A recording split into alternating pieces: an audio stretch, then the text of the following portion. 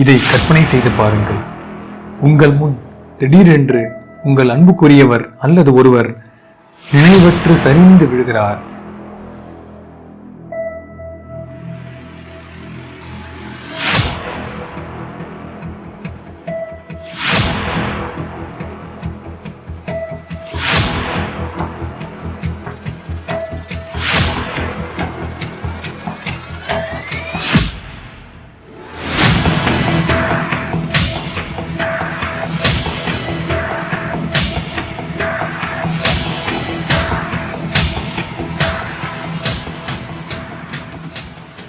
அவசர ஊர்தி வருவதற்கு முன்னே அவரை காப்பாற்றும் சூப்பர் பவர் உங்கள் கைகளில் இருந்தால் நன்றாக இருக்கும் அல்லவா?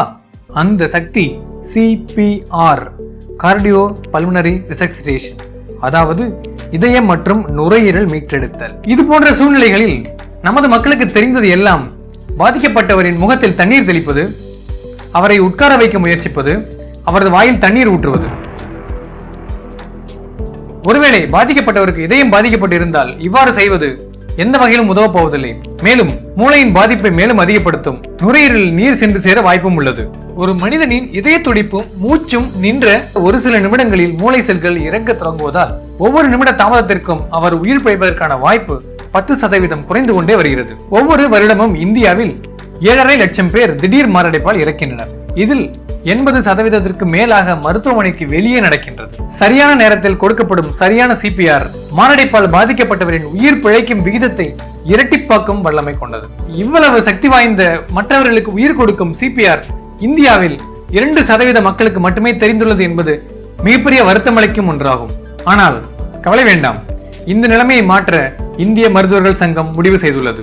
தமிழ்நாடு முழுக்க உள்ள மக்களுக்கு மந்திரம் போல செயல்படும் இந்த CPR முறையை கற்றுக் கொடுக்க உறுதி பூண்டுள்ளது. இந்த வீடியோவை முழுமையாக பாருங்கள். முதலில் தெரிந்து கொள்ள வேண்டியது CPR, அதாவது கார்டியோ பல்மனரி ரிசக்சிடேஷன் எவ்வாறு செயல்படுகிறது. ஒரு நபர் உயிருடன் இருக்க அவரது இதயம் சரியாக இயங்கி இரத்த ஓட்டம், மூளை மற்றும் பிற முக்கிய உறுப்புகளுக்கு ஆக்சிஜன் மற்றும் அத்தியாவசிய ஊட்டச்சத்துக்களை வழங்க வேண்டும் மற்றும் நுரையீரல் சரியாக சுவாசிக்க வேண்டும்.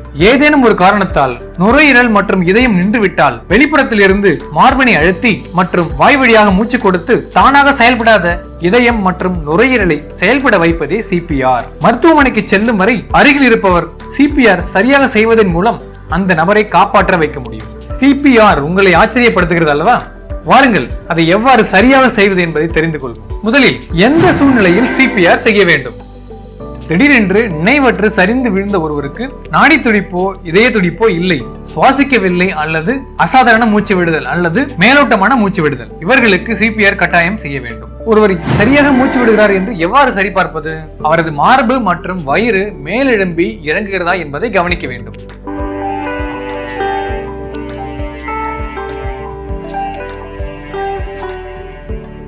சரி, நாடி துடிப்பை எவ்வாறு சரிபார்ப்பது? பாதிக்கப்பட்டவரின் கழுத்தில் குரல் வலிக்கு பக்கவாட்டில் உள்ள பள்ளத்தில் 2 விரல்களை வைத்து சரிபார்க்கவும். ஒரு வலுவான சீரான நாடி துடிப்பு இருக்கிறதா என்று பார்க்க வேண்டும். சரியான நாடி துடிப்பு எவ்வாறு இருக்கும் என்று தெரிந்து கொள்ள நீங்களே உங்களுக்கு வைத்து பாருங்கள். உங்கள் 2 விரல்களை எடுத்துக்கொண்டு உங்கள் குரல் வலிக்கு மேல் வைத்து லேசாக பின் சென்றால் அங்கே உள்ள பள்ளத்தில் உங்கள் துடிப்பை உணர முடியும். இது போன்ற சீரான துடிப்பு இல்லை என்றால் அவருக்கு CPR தேவை.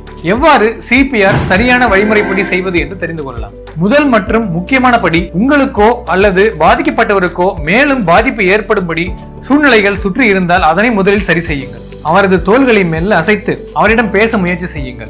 பதில் கூறுகிறாரா என்று பாருங்கள். அவருக்கு கழுத்து எலும்பு அடிபட்டு இருக்க வாய்ப்பு உண்டெனில் கழுத்தினையும் தோள்பட்டனையும் அழுங்காமல் குலுங்காமல் மிகவும் கவனமாக கையாள வேண்டும். அடுத்து நான் மேற்சொன்னபடி அவரது மூச்சினையும் இதய துடிப்பினையும் பார்க்கவும்.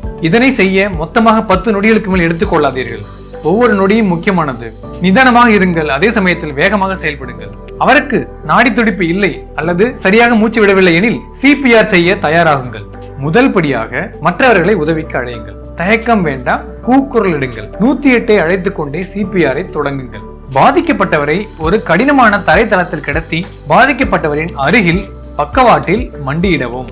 ஒரு கையின் பாதத்தை அவரது மார்பகத்தில் மத்தியில் வைத்து உங்கள் மற்றொரு கையினை அதன் மேல் வைத்து விரல்களை இணைக்கவும். உங்களுடைய முழங்கை மூட்டு மடங்காமல் நேராக இருக்க வேண்டும். பிறகு உங்கள் உடலின் எடையினை பயன்படுத்தி வினாடிக்கு 2 அழுத்து என்ற விகிதத்தில் முதலில் 30 அழுத்தத்தினை கொடுங்கள். நிமிடத்திற்கு 100 முதல் 120 வரை இலக்கு. அந்த நபரின் மார்பகம் சுமார் 5 சென்டிமீட்டர் கீழே இறங்கி ஏற வேண்டும். ஒவ்வொரு அழுத்தத்திலும் மார்பு முழுமையாக மேலெழும்புவதை உறுதி செய்யுங்கள்.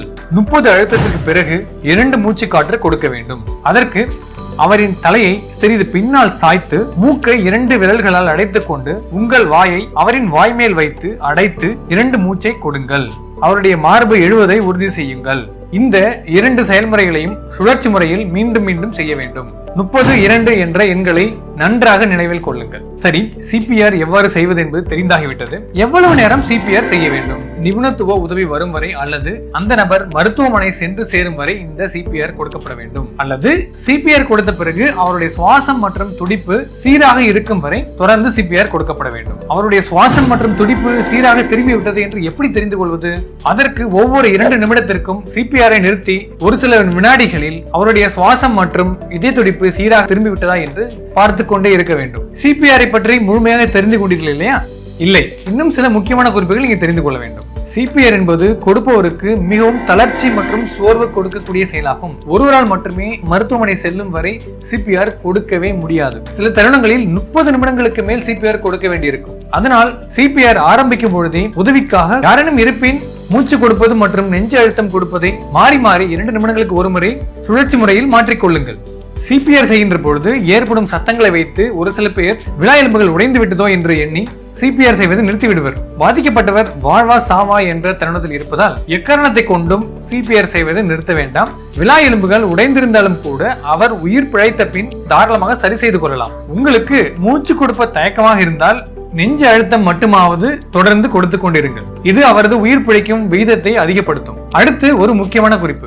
சிறு குழந்தைகள், அதாவது கை குழந்தைகளுக்கு CPR கொடுக்கும் பொழுது ஒரு சில மாற்றங்கள் உண்டு. அதை தெளிவாக தெரிந்து கொள்ளுங்கள். முழு கையை பயன்படுத்த வேண்டாம், 2 விரல்களை பயன்படுத்தினால் போதும். இரண்டாவது, அழுத்தம் கொடுக்கும் பொழுது மற்றவர்களுக்கு 2 இன்ச் அதாவது 5 சென்டிமீட்டர் மார்பகம் உள்ளே அழுத்த வேண்டும். ஆனால் கை குழந்தைகளுக்கு 4 சென்டிமீட்டர் அழுத்தினால் போதுமானது. அதாவது அவர் மார்பக விட்டத்தில் 1/3 பங்கு. சரி, CPR கொடுத்தாகிவிட்டது. கொடுத்து கொண்டிருக்கும் பொழுதே அவர் மூச்சும் இதய துடிப்பும் சீராகிவிட்டது. இப்பொழுது என்ன செய்ய வேண்டும்? கொடுக்கப்பட்ட CPR-இல் ஒருவருக்கு தனிச்சையாக மூச்சும் இதய துடிப்பும் வந்துவிட்டால் அவரை உடனே ரெக்கவரி பொசிஷனுக்கு மாற்றி கிடத்துங்கள்.